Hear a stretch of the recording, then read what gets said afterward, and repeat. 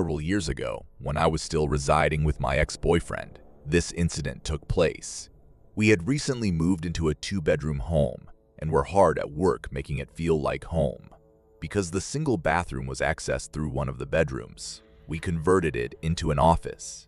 On our sofa, friends would frequently crash, and we didn't want them to use the bathroom in our bedroom. A month or so after we moved in, I was by myself at home because my ex was out with his coworkers.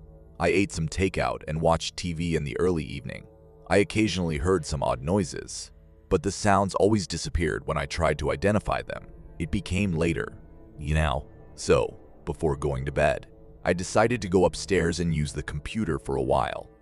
I was using a pay-as-you-go phone at the time because we hadn't set up our phone lines and had run out of credit. That's cruel. I was unable to communicate with anyone within the house. I sat in a little dimly lit rear room with just a table lamp for lighting.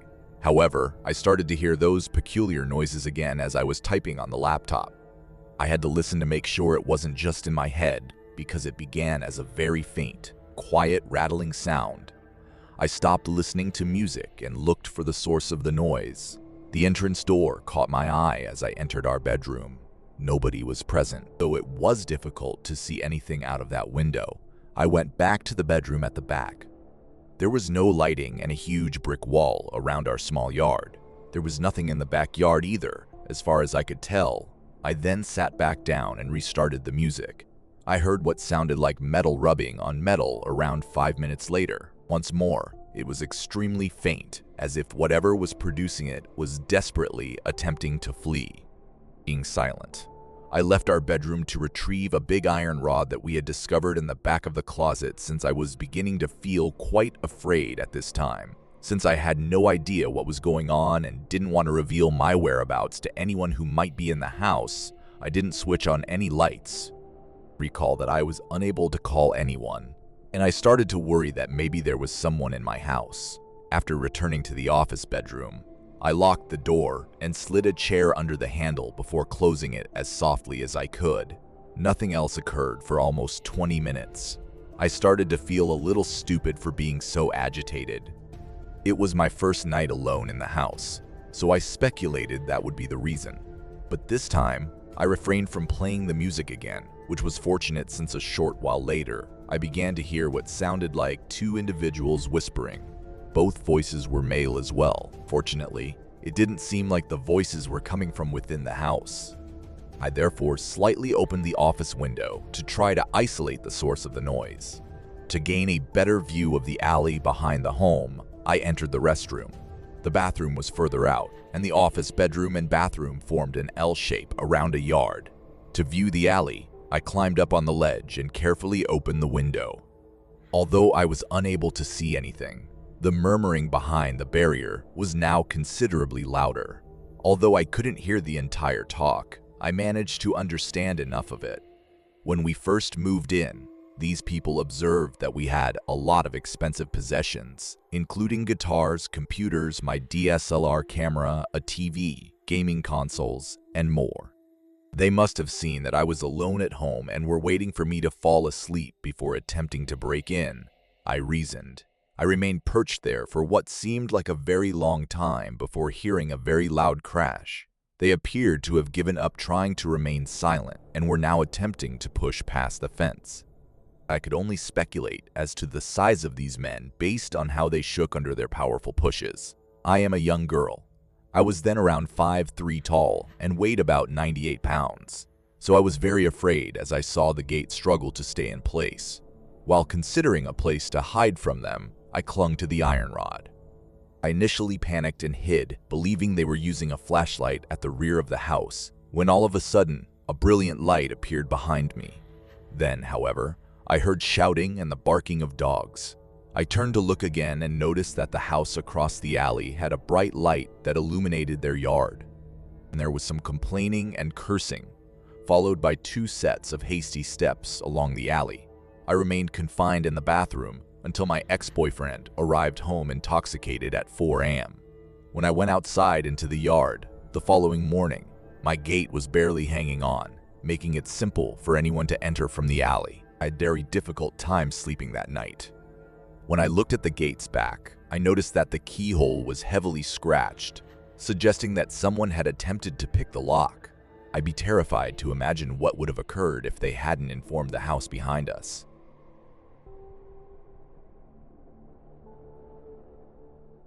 Since I turned 23, I have been working as a babysitter.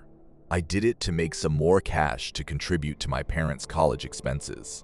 We didn't have a lot of money at the time, and we didn't want to rely on student loans either. At first, I merely babysat for my neighbors, but after seeing how well I handled their children, more parents began to request my services. On the weekends, when they had plans or important occasions, they particularly needed me. I started to like babysitting because most of the children I watched were simple to handle. After this encounter, I considered switching my college degree to something that involved dealing with children, like childcare or something similar. I liked watching the kids. I also felt strongly that I should defend the children I was responsible for. On a Friday night, I went to babysit for one of the families I frequently assisted rather than spending time with my friends. I took my old Jetta to their spacious home in the upscale area. This family had a lovely home and paid me well, so I loved them. The parents were already at the door when I arrived. We quickly bid each other farewell. Byes. Then, on Friday night, they hurried off to a lavish affair. They had 2 young ones. They were both male boys. The younger child was just a year old, while the older one was 5. When I got there, they were already asleep, so all I had to do was wait for the parents to get back. I considered seeing a movie. However, considering how late it was, I was concerned that it might awaken the kids. I'm quite sure she knew I read her books, but she didn't seem to object, and I remembered the lady of the house having a wonderful collection of romance novels, some of which were a bit too grown up for me. I had a seat in the children's room. Even though the lights were off, the nightlight provided me with enough light to read and keep an eye on them. To see the street outside, I pushed the sofa closer to the window. I then settled in completely. I anticipated staying up late. I spent some time reading, because the book I was reading was so fascinating. I caught a movement outside the window at some point throughout the night. I assumed the parents were returning, but they weren't. Instead, I noticed 2 dark-suited men. One man's mask covered his entire face, while the other's only covered his lower half. I was paralyzed by fear and unable to move. I was terrified when I saw these 2 men approach the house silently. I then abruptly recovered and reached for my revolver. My cell phone. I decided to call the lady first because I was so perplexed. She didn't answer when her phone rang. There wasn't much time left, so I decided against trying to phone the man. They had already arrived at the residence. Although I couldn't see them, I was aware that they were trying to get inside. Fortunately, I had secured all of the doors and double-checked them before ascending. I then called 911. When I responded, a woman questioned what was wrong. I described the circumstances. Her tone went from a bit of boredom to extreme seriousness. She requested the address before informing me that the cops were en route. However, there was a brief pause. "Gather everyone in the house you're watching," she said, "and attempt to hide beneath a bed or lock yourself in a bathroom." I understood then that the police wouldn't show up in time. I had to go away, but I couldn't just abandon the 2 children who were fast asleep. I became anxious, attempting to decide what to do. Where might I run to? Should I completely leave the house? All this hassle wasn't necessary for this job. I was afraid because I worried that those guys might attack me or kidnap me. I was preoccupied with a myriad of worries when I abruptly heard glass cracking downstairs. I realized that I had run out of time. To make it more difficult for them to enter, I grabbed a chair and put it up against the entrance. I quickly hurried to the room's closet to grab the infant carrier. I hurriedly placed the infant in the sling and fastened it. Fortunately, the infant soon resumed sleeping after becoming a little restless. I touched the older brother, who then awoke. He was going to speak when I put my palm over his lips to prevent him from speaking. After that, I heard someone walking up the stairs. They were trying to be quiet, but it was hard for these guys. Most likely, they believed that everyone in the house was asleep. Since they were so large, it was difficult to keep silent. I didn't anticipate them being restrained by the door and the chair for very long. Even after I removed my hand from his mouth, the older boy remained silent. I could see why he was afraid from the way he appeared. I felt the same way. I tried to lead him away from his bed by taking his arm, but he stopped, and his face revealed that he was not happy. To get my hand off of his arm, he started to back away from me. I became quite concerned. This is something I wanted to avoid. He wasn't the kind of youngster who just followed instructions. Because of how his parents raised him, he always questioned everything. So I knelt and spoke as softly as I could into his ear. In this residence, silence is required. I ask that you heed my advice and carry it out. After some thought, he concurred, most likely as a result of how grave I sounded. I was relieved that he would obey my commands, but that wasn't for very long. The door we were in was being opened, and I could hear it. They attempted to shove it open, but were unsuccessful. The older boy appeared to be very terrified when I glanced at him. I gave him the go-ahead to remain cool while giving him a light shoulder rub. My hands began to tremble. I noticed the door opening. I was hoping they might spend some time in the main bedroom since it wasn't locked. Another door was being opened by them, the one we were in, wasn't it? Since they were now in our bedroom, I carried the boy to the window in the hopes that we would have more time. I crept up onto the roof and softly opened the window.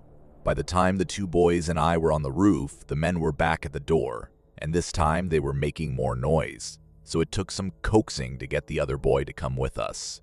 The older boy chose to climb up on the roof after that. We were all outside the house, but I was unsure of what to do next. I was holding a little child in one hand and a baby in the other. It wasn't easy to find a secure way for the two of them to descend. I might have taken a chance if I had been alone. However, I was unable to go without the two youngsters. With nowhere to go, we were stranded on the roof. I grabbed the older youngster, and the two of us crouched in a roof corner as the men forced their way inside.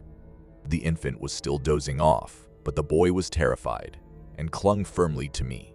I sobbed in private, hoping that someone would see us and rush to our aid. One of the men suddenly opened the window and peered outside. My face revealed how afraid I was. He turned to face me as our eyes locked, and then assumed he was going to say something to the children I was holding.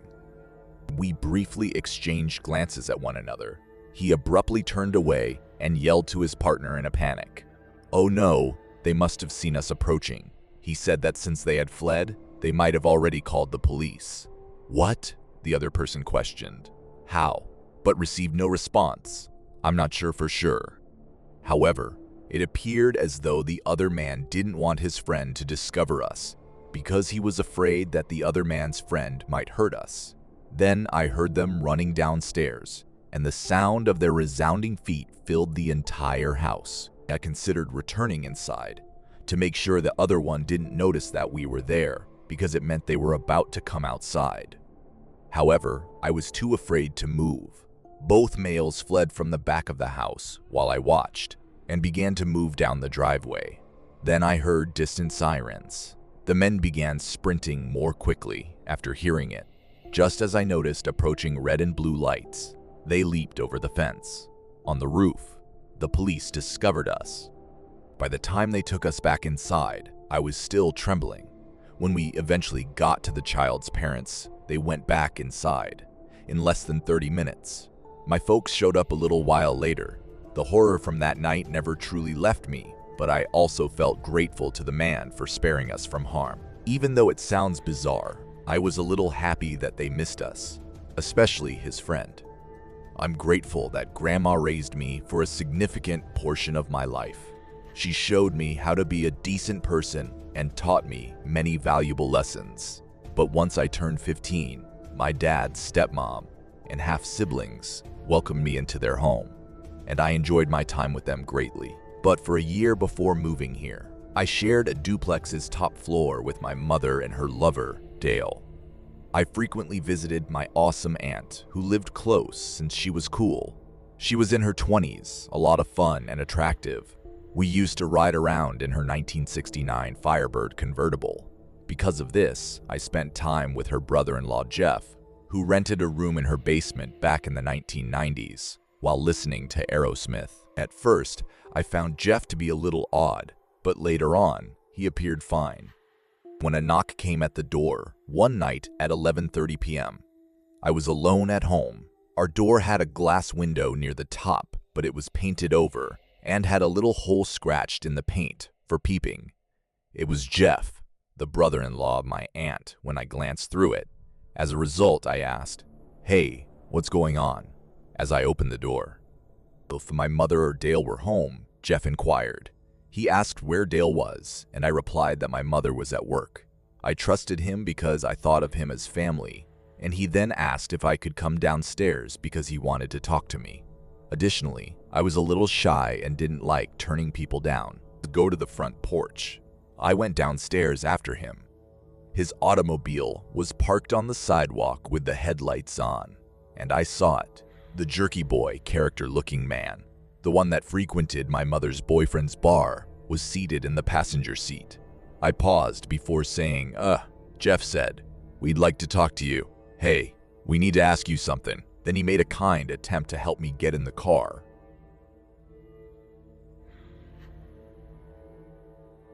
Now that my heart was beating, I got the sudden feeling that something was wrong. To hide my panic, I came to a stop and retreated slightly. Jeff continued to speak quietly while adjusting my spaghetti strap by touching my shoulder. I kindly backed away from him and assured him it was okay, to which he replied, "It's okay, just come closer to me." I could answer him there, and then he kept urging me to get in the car so we could talk, claiming it was acceptable if I was frightened. He advised me to cross my feet in front of the headlights. My stomach turned, and my entire body tensed up as soon as he mentioned standing in front of the headlights. I was aware that my vision would be impaired if I remained where I was. Then I knew I was in a very risky situation, and that it might make it easier for one of them to seize me. Because I was afraid, they could seize me to keep me silent. If they understood, I thought something wasn't right. I appeared to be a little foolish and naive. I feared he might put his hand over my mouth. I, therefore, cracked a light-hearted joke about not having shoes on and not wanting to step in dog crap. I then quickly ran back home as I spotted the jerky boy exiting his vehicle. After locking the door, I sprinted up the stairs. I was trembling in terror. The jerky boy banged on the door and peered through the little hole about a minute later. He claimed he needed to speak with my mom's lover. He moved away from the door when I informed him that my mom's boyfriend wasn't at home. However, I didn't hear him descend the steps.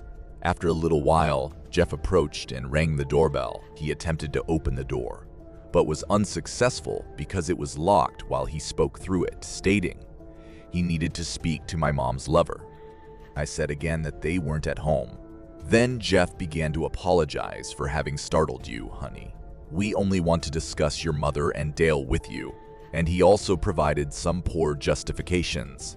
I opted to sneak out the back when I became concerned that they might try to break in. I'm so glad I glanced out the back window before moving toward the back door, because I saw the jerky boy standing outside by the back door below, with his companion waiting by the rear door. Jeff was standing at the front door and chatting politely with me. I am aware of your possible thoughts. Yes, make a police call. I'm unsure of my lack of action. Maybe because he was my family and I was so timid and inexperienced. Jeff kept reassuring me at the front door, which made me question my abilities and judgment. I spoke through the door, doing my best not to exhibit any signs of terror. And when I came to the front door, Jeff was still there, chatting with me, and stating that he felt guilty for scaring me. I assured her that everything was fine and apologized for scaring her. I attempted to calm him down and convince him that I trusted him by telling him it wasn't his fault. When it was safe to do so, I snuck out after them and hurried over to my friend's house right around the corner. I withheld the details from them. That was just said. I wanted to stay there until my mother returned because I was afraid. I did discuss it with my mother. Thankfully, nothing significant occurred. I never saw them again because I relocated to my dad's place 45 miles away 3 months later. Years later, when I reflect on it, I realize just how deadly that circumstance was. I'm so happy I trusted my gut went inside again, and locked the door. Because, as the majority of you can probably guess, they had terrible intentions for me. I used to reside in a little community in northeastern England. Smaller settlements and farms encircled it. Because of this, serious crimes are uncommon in this area. The worst memory I have is of a stabbing 8 years ago. And more recently, 2 teenage boys decided to pick on a friend of mine who had been injured due to his intoxication. He suffered numerous injuries, but was unharmed. This is merely to give you a better understanding of my hometown. However, I recently relocated to a less desirable area of the city where most of the problems occur. Even one person found it amusing to play a joke by leaving a half rabbit on a store's front door. Being close to it means you hear a lot of noise at night. Therefore, it's not a very nice neighborhood. I had lived in the city for 3 years. I became accustomed to the continual noise, sirens, traffic, and other things when I was attending university. It took me some time to adjust to the calm again when I returned to my peaceful village. I experienced several unusual sounds and occasionally even strange sights during that period. I had problems sleeping the first few nights, so I would lie in bed and try to do so in vain. I should clarify that there are 4 typical noises I hear in my town. A clock chimes every 15 minutes. Teenagers who believe they are hip play loud music well past their bedtime, and occasionally inebriated individuals. There, trying to fall asleep, I would occasionally hear voices. I would observe people passing by as I peered out the window. Nothing unusual occurred. Then, a drunk person shouted about fighting someone, followed by a random man heading home alone who was probably also intoxicated. Days went by with increasing noise, until one day I heard a scream. It sounded like a young girl who was unhappy because her mother had reprimanded her for something.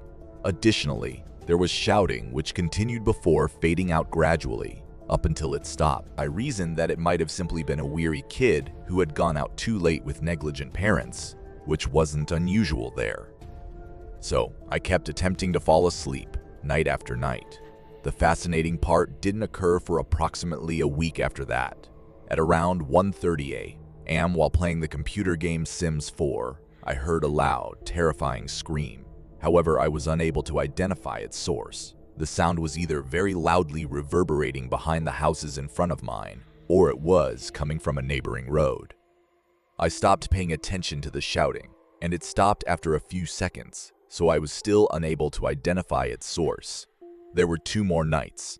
I'm playing Sims 4 once more when I hear screams. It's much closer this time. If it weren't nighttime, it would be close enough for me to see. Our street doesn't have a lot of street lights, possibly only 1 or 2. The distance between the street lights is at least 20 meters. Consequently, despite my best efforts, I am unable to see. I heard a bike passing as I was climbing into bed. I peered out my window, but there was no evidence of a bike anywhere. A man suddenly emerged from the shadowy area of the road while I was looking. He gave the impression that he was simply strolling around. And up until he parked directly in front of my house, I didn't realize there was a problem. I swiftly extinguished my lamp and disappeared. My room is directly across from the streetlight, I stated previously, so I was unable to observe in the darkness. Anyone facing the streetlight appears to be a shadowy figure. I was terrified to find him beside my garden fence when I leaned over to see whether he had left. I merely had a hunch that he was fixated on my window. I hid once again out of panic, observing closely for any signs that he might be leaving. 5 minutes had passed when I heard footsteps, which was horrifying because it sounded like they were walking up the steps into my garden. Even though I was now too terrified to look, I mustered up the fortitude to stay in the dark. When I finally looked, he had already left, but I was certain of what I had heard. 4 steps up the stairs, 3 to the left onto the gravel, and 3 steps toward the garden entrance. However, neither gravel nor footfall noises could be heard. I waited for a while longer, but I still didn't hear any sounds coming from inside my home. Dana, my active 1-year-old dog, is my pet. She would bark obnoxiously, and I would hear it if someone entered via the back. I'm just above the front door and window, so I'd also hear if somebody tried to enter through those openings. He's probably gone now, I think. However, I can't get rid of the idea that he might return to my house.